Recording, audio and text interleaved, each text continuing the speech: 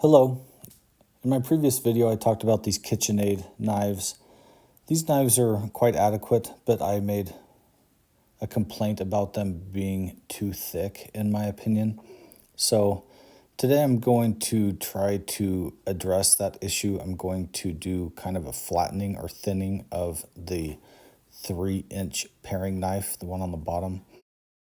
The first time I'd ever heard about this being done was from Murray Carter's sharpening instructional video. They made a DVD a long time ago that was for sale. Now this information is available on YouTube. It is called Blade Sharpening Fundamentals.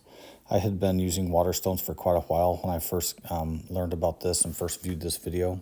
So I believe what I'm going to do today is one of the actual steps in his recommended sharpening, step number 4, which he calls sharpening the secondary edge.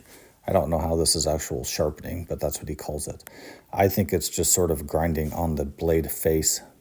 So there's a couple reasons this would come into play. In Murray Carter's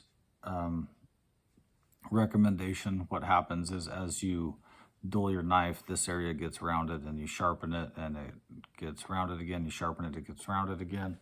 And what ends up happening is something like this. So the red area here is where the subsequent edges end up being on your knife. So where your original edge and apex was here, after time it might be here, after time it might be here, and eventually you get really bad edge geometry. So Murray Carter suggests to kind of flatten the side of the knife. He calls it sharpening the secondary edge. There's no edge here because it's just working on the blade face, the flat parts of the blade. But essentially you're just gonna wear all this material away and you'll get something closer to this, or you'll maintain something like that. I never really sharpen this way. I don't do that step in my sharpening. I just sharpen like normal.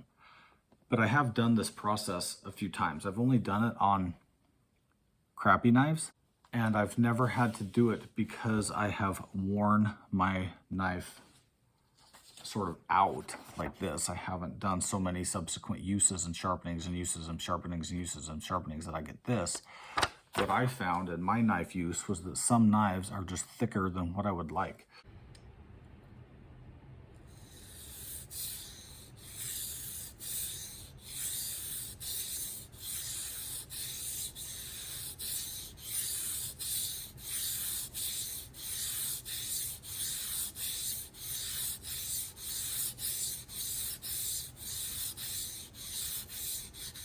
So I'm going to try to leave most or all of this in normal speed just so you can see how long it takes. The first couple steps of this actually doesn't take very long. The subsequent steps I'm just going to be doing just for fun.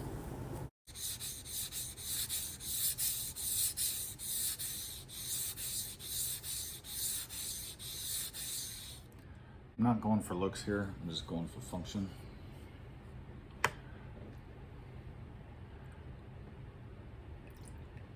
Just want the knife to perform better than it did.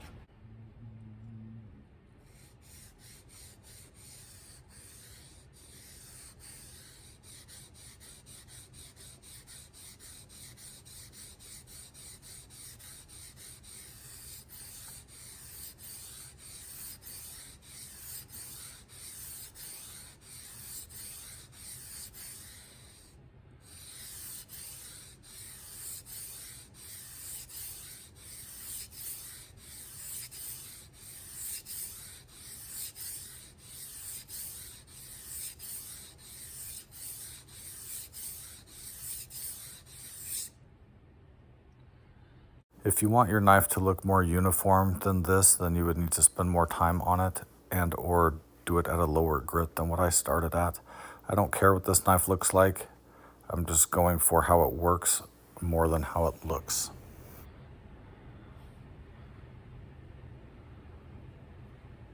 You can see I'm not quite to the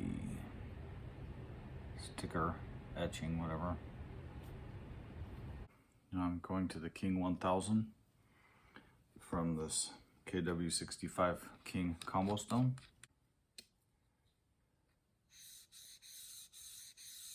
That feels good.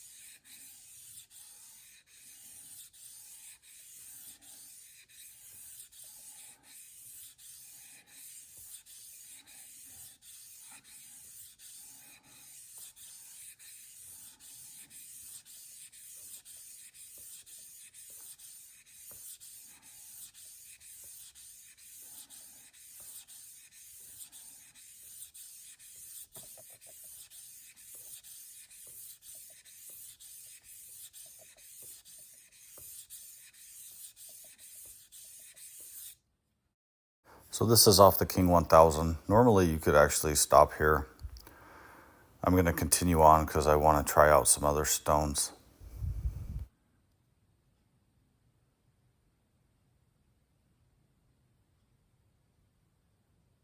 So now I'm going to move on to these 3000, 8000 grit Thalit. I'm not sure how to pronounce that. I call them THL stones sometimes.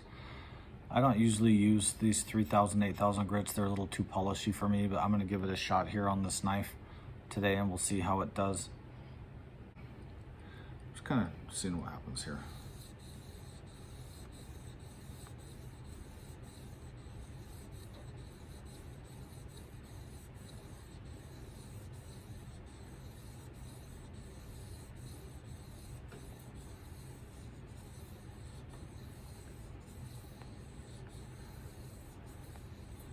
You can see that some areas are grippier than others. I did flatten this stone after I used it last time, so I'm not sure what's up with the difference in consistency with the texture, but this stone's also still probably breaking in a little bit. I soon learned that with these stones, when it starts to feel grippy like that, I just need to add more water and it will correct that feeling.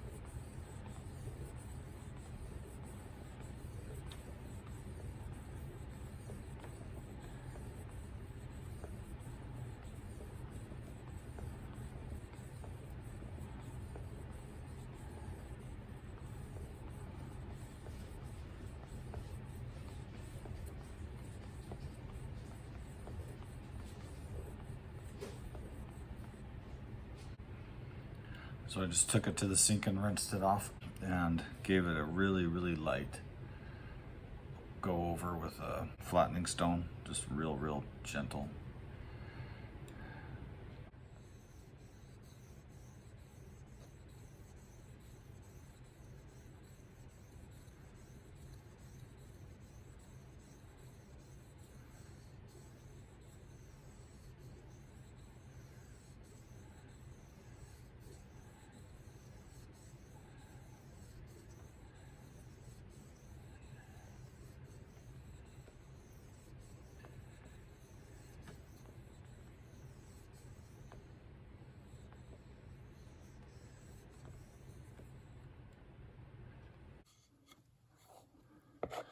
So I really just rinsed that in this water and it didn't even load up. That's pretty amazing, actually.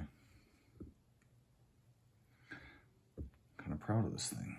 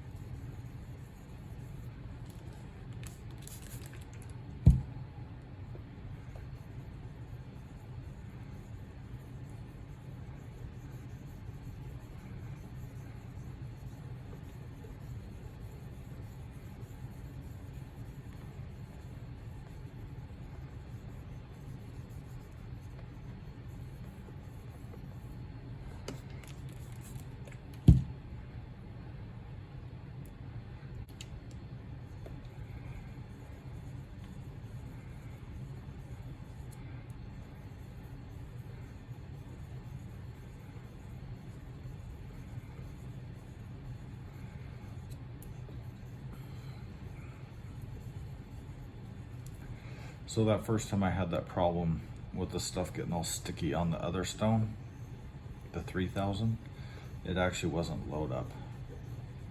It's just that the stone gets dry and begins to stick. Pretty cool how easily all that stuff just kind of comes out.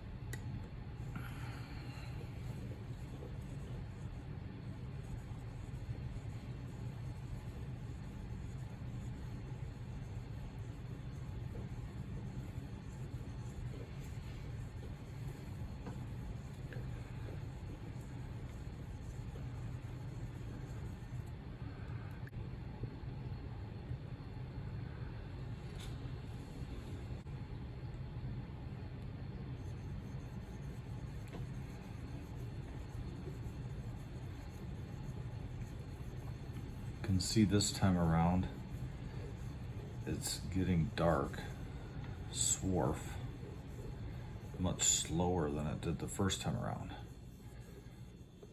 That means scratches are coming out.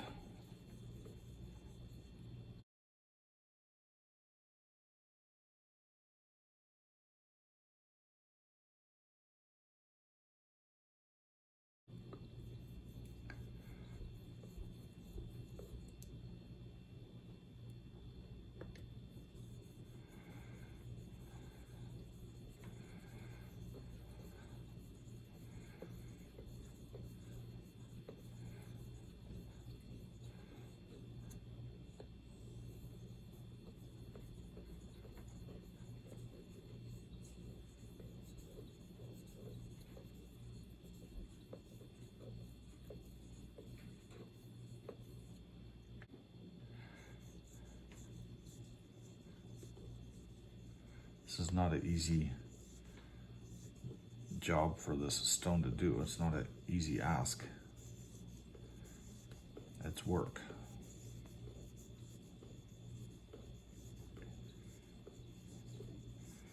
Again, you can see the swarf is not immediately coming up as dark and as quickly as it did the first time. So I think we're getting the scratches out pretty good.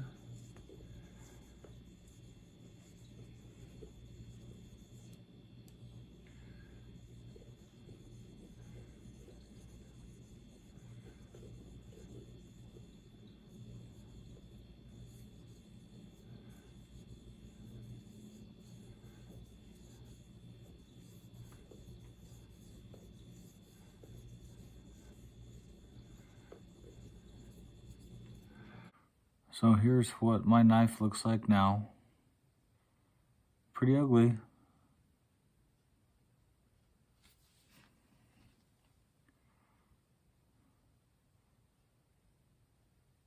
But I will tell you this. So once I got done with all the work on the face of the blade and I just actually sharpened the edge again, it only took a few minutes. And now this knife is extremely sharp. Super toothy.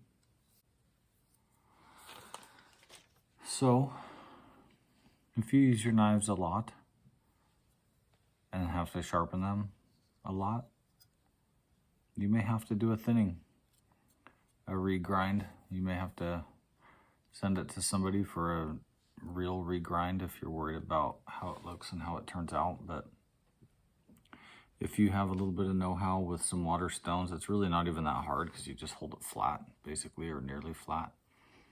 You don't have to worry about holding your angle as much.